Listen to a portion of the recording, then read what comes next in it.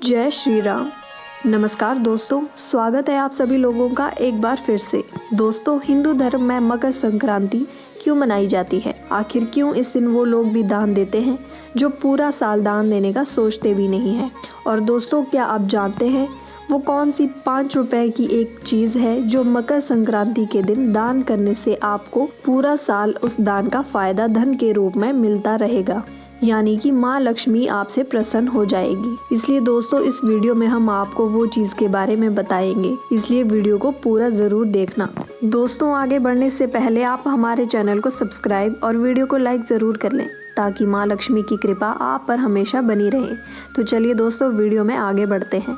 गुरु जी कहते हैं, इस दिन सूर्य धनु से निकलकर मकर राशि में प्रवेश करते हैं, इसलिए इसे मकर संक्रांति कहा जाता है। देवताओं की दिशा में सूर्य के दमन के दिवस को शास्त्रों में दान पुण्यों के कार्यों और स्नान के लिए विशेष रूप से महत्वपूर्ण माना जाता है। इस दिन लोग स्नान के साथ कई वस्तुएं दान करते हैं। मान्यता है कि मकर संक्रांति पर किया गया दान आपको फल के रूप में 100 गुना वापस होकर प्राप्त होता है। इसलिए दान पुण्यों के साथ इस शुभ अवसर को गंवाए बिना अपनी क्षमता के अनुरूप हम सभी को कुछ ना कुछ दान जरूर करना चाहिए। आइए जानते हैं इस दिन किन किन चीज़ों को दान किया जाता है। तिल का दान। मकर संक्रांति को शास्त्रों में तिल संक्रांति भी कहा गया है और इस दिन तिल के दान का खास महत्व माना गया है। मकर संक्रांति पर तिल के दान के साथ ही भगवान विष्णु, सूर्य और शनिदेव की तिल से पूजा की जाती है। इसके साथ ही ब्राह्मणों को तिल से बनी चीज़ों का दान करना बहुत ही शुभ माना जाता है। दरअसल शनि देवता ने अपने क्रोधित पिता सूर्य देवता की पूजा करने के लिए काले तिल का ही प्रयोग किया था। इससे प्रसन्न होकर सूर्य देव ने वरदान दिया था कि जब भी वह मकर राशि में आएंगे तो तिल से उनकी पूजा करने और तिल का दान करने से वह प्रसन्न होंगे। इस दिन तिल का दान करने से शनि दोष भी दूर होता है। अगर वैज्ञानिक दृष्टि से देखा जाए तो सर्दियों में तिल और गुड़ का सेवन करना बहुत ही फायदेमंद होता है। तिल और गुड़ दोनों की तासीर गर्म होती है, तो ये सर्दी में शरीर को ऊर्जा भी देता है और सर्दी से भी बचाता है। कंबल का दान। मकर संक्रांति के अवसर पर कंबल का दान करना भी बेहद शुभ माना जाता है। इस दिन किसी गरीब, ज़रूरतमंद या फिर किसी आश्रम में कंबल का दान जरूर करना चाहिए। ऐसा करने से आप राहु के अशुभ प्रभाव से भी दूर रहते हैं। गुड़ का दान।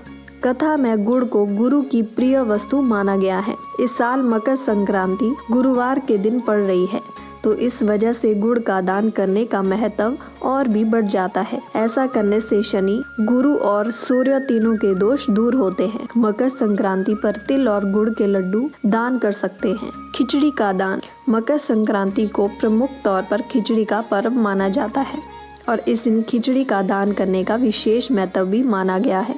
इस दिन चावल और उड़द की काली दाल का दान खिचड़ी के रूप में किया जाता है। उड़द का संबंध शनि देव से माना जाता है और इसका दान करने से शनि दोष दूर होता है। वहीं चावल को अक्षय अनाज माना जाता है। चावल को दान करने से आपको अक्षय फल की प्राप्ति होती है।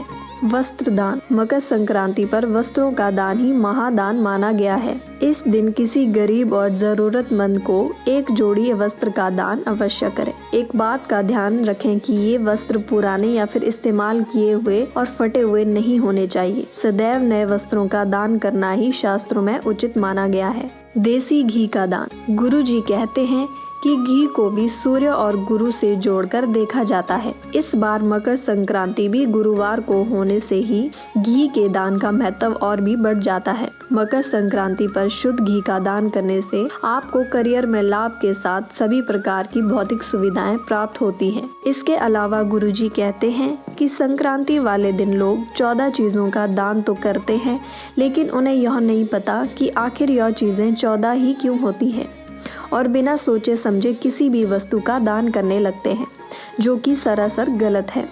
इससे जुड़ी उन्होंने कहानी भी सुनाई है, तो चलिए जानते हैं वो क्या है। तो एक बार महर्षि नारद नारायण के पास बैकुंठ में गए और उन्हें कहने लगे कि नारायण, मैं किसी भी लोक में जाता हूँ, मुझे भगवान से मिलने से पहले द्वारपालों से मिलना पड़ता है, तब जाकर मुझे भगवान के दर्शन होते हैं, फिर चाहे वो ब्रह्मलोक हो या फिर कैलाश।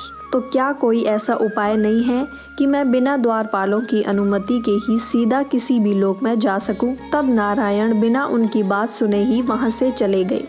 और कुछ समय बाद जब नारायण लौट कर आए तो उन्होंने महर्षि नारद को बताया कि नारद, तुम मकर संक्रांति वाले दिन जब सूर्य मकर रेखा से होकर उत्तरायण में प्रवेश करे, उस दिन 14 जीवों को 14 भगवानों के नाम दान में दे देना। फिर चाहे वो शिव जी का नाम हो, ब्रह्मा जी का नाम हो या फिर देवराज इंद्र का नाम। भगवान विष्णु ने नारद को बताया कि अगर तुमने संक्रांति वाले दिन 14 जीवों के सामने भगवान का नाम लिया या उन्हें देवी देवताओं की कथा सुनाई तो इससे तुम स्वतंत्र हो जाओगे और बिना किसी की अनुमति के किसी भी लोक में आ जा सकोगे। यह सुनकर नारद जी बहुत खुश तो हुए, लेकिन उनकी जिज्ञासा अभी भी शांत नहीं हुई थी। नारद ने भगवान के सामने एक और सवाल रख दिया कि प्रभु, मेरे अलावा अगर कलयुग में किसी इंसान को अपने लोक में आना हो और मरने के बाद भी बिना किसी रुकावट के मुक्ति पानी हो तो उसके लिए वो इंसान क्या दान करे? तब नारायण ने बताया कि कलयुग के मनुष्य के लिए उनके पेट की रोटी सबसे ज़्यादा ज़रूरी है, क्योंकि इसी पेट के लिए इंसान अच्छे बुरे सभी तरह के कर्म करने को तैयार हो जाता है।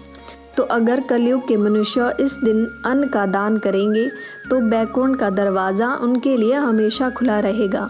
लेकिन आजकल 14 चीज़ें दान करने के नाम पर लोग कुछ भी दान कर देते हैं, जो कि शास्त्रों के हिसाब से बिल्कुल गलत है। वास्तव में अन्न का दान महादान कहा जाता है, तो इसलिए संक्रांति वाले दिन 14 जगह दान किया जाता है। लेकिन कुछ लोग इसे गलत तरीके से समझते हैं और प्लास्टिक, कांच कुछ भी दान कर देते हैं। तो इस बार अगर आप भी 14 जगह दान देना चाहते हैं तो अन्न का दान दीजिए, ना कि लोहे और प्लास्टिक का। गुरु जी कहते हैं, किसी का पेट भरने से ज़्यादा पुण्य का काम और कोई नहीं हो सकता। उसे तो इस दिन खिचड़ी बनाने, खिचड़ी खाने और खिचड़ी का दान करने की भी परंपरा है। इसके पीछे वैज्ञानिक कारण देखेंगे तो सर्दियों में हमारे पाचन तंत्र पर काफ़ी असर होता है, जिसकी वजह से अक्सर पेट में दर्द, लीवर में इन्फेक्शन जैसी परेशानियां सामने आती हैं। तो खिचड़ी को खाने से पाचन तंत्र तो शुद्ध हो ही जाता है। इसी के साथ अगर उस खिचड़ी में सर्दियों में आने वाली सब्जियों को मिला दिया जाए तो उसका गुण कई गुना बढ़ जाता है। इसी के साथ खिचड़ी के साथ गुड़ भी खाया जाता है, तो गुड़ खाने से पेट भी साफ होता है और पाचन तंत्र भी मजबूत होता है। तो दोस्तों, आपको हमारी यह वीडियो कैसी लगी हमें कमेंट करके ज़रूर बताएं तथा कमेंट बॉक्स में जय श्री राम और जय माँ लक्ष्मी ज़रूर लिखें और हमें बताएं आपको अगला वीडियो किस टॉपिक पर चाहिए। मिलते हैं नेक्स्ट वीडियो में। धन्यवाद।